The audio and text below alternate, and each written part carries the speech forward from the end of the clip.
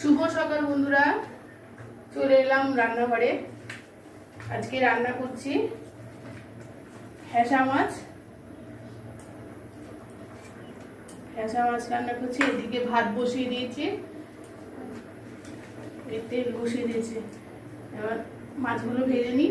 আজকে পেঁচা মাছের ঝাল করবো, মানে সর্ষে বাটা দিয়ে। এবার আমি পুরোটা ভেজে নিই, তারপরে ঠিক আছে।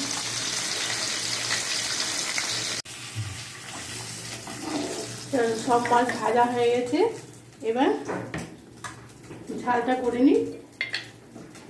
কালো জিরে ফোড়ন দিলাম, ওই তেলের মধ্যে কালো জিরে ফোড়ন দিয়ে দিলাম।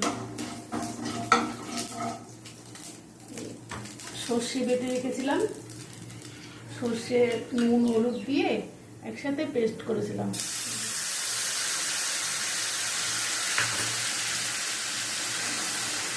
সর্ষে বেশি মানে ভাজবো না, সর্ষে ভাজলে না তেতো হয়ে যায়।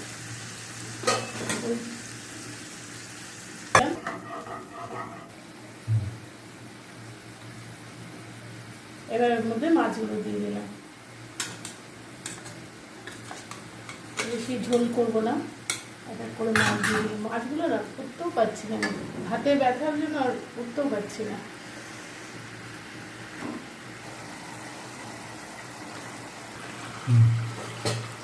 মাছের ঝাল হয়ে গেছে, এবার নামিয়ে দিই। একটু ঝোল না রাখলে হবে না, কেননা আমার ছেলেটা আবার ডাল খায় না, একটু ঝোল দিয়ে খেয়ে নেবে। ডাল তো করতেই হবে, বেলাই করবো সেটা। হয়ে গেছে আমার মাছের ঝাল। চলো এবার রাখি, পরে দেখা হবে, টাটা।